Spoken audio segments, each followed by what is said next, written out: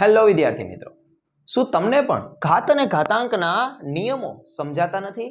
તો ચાલો આજે આપણે ઈ ઘાત અને ઘાતાંકના નિયમોને સમજવાની ટ્રાય કરીએ. તો જો અહીંયા આપણે છે ને આજે એક નિયમ શીખશું, બરાબર? એ નિયમ આપણે જોવાનો થાય છે અને જોઈએ શું છે, બરાબર? તો એક નિયમ આપણી પાસે ઘાત અને ઘાતાંકનો એવો છે કે જો કોઈ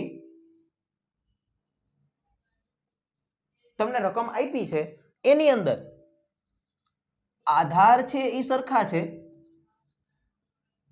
અને ઘાત અલગ અલગ છે અને વચ્ચે ભાગાકાર છે, તો ભાઈ શું કરવું? તો કે તો આપણે કરવાની થશે ભાગાકાર હોય તો ઘાતની બાદ બાકી કરવી. આવો કંઈક નિયમ છે.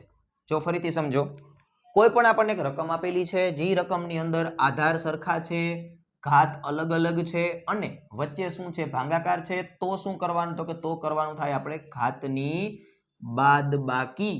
બરાબર? એક ઉદાહરણ આપણે સોલ્વ કરીએ એટલે આપણને ખબર પડે. જો આપણી પાસે કંઈક આવું ઉદાહરણ છે, 2/8, બરાબર? વચ્ચે શું આપણા નિયમ મુજબ શું હોય? ભાગાકાર અને 2/6 આવું છે, બરાબર? તો જો અહીંયાથી ચેક કરો, આધાર કેવા છે? સરખા. આધાર એટલે શું થાય? નીચેનો માળ. અને ઘાત એટલે શું થાય? ઉપરનો માળ. બરોબર છે? અને ઘાત અલગ અલગ. ચાલો આમાં 8 છે, આમાં 6 છે. હાલો અલગ અલગ છે, કન્ફર્મ થઈ ગયું. વચ્ચે શું હોવું જોઈએ? ભાગાકાર. હાલો ભાગાકાર પણ છે, બરાબર? તો શું કરવાનું છે આપણે? તો કે ઘાતની કરવાની છે આપણે બાદ બાકી. તો આના પછીનું સ્ટેપ શું થાય? તો જો અહીંયા એક જ વખત લખવાનો આધાર, બરાબર? ઉપર શું કરવાનું? 8 - 6, બરાબર? તો 2 પાછા એમનેમ 8 માંથી 6 તમે માઇનસ કરો એટલે જવાબ કેટલો આવશે? તો કે જવાબ આપણો આવશે 2, બરાબર? એટલે 2/2 ઘાત.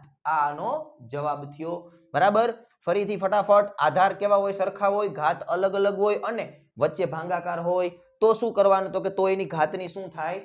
બાદ બાકી થાય, જે આપણે અહીંયા કરેલી છે, બરાબર? તો આ રીતના આપણે નિયમ નંબર આ બીજો છે જે આપણે આ રીતના આજે સમજવાની ટ્રાય કરી છે, બરાબર? તો તમે પણ આવી જ રીતે આ નિયમ સમજી અને મેં જે ડિસ્ક્રિપ્શનની અંદર 2 દાખલા આપું છું, જે તમારે મને સોલ્વ કરી અને કોમેન્ટની અંદર આ જ નિયમ મુજબથી તમારે મને સોલ્વ કરી અને કોમેન્ટની અંદર તમારે મને જણાવવાના છે.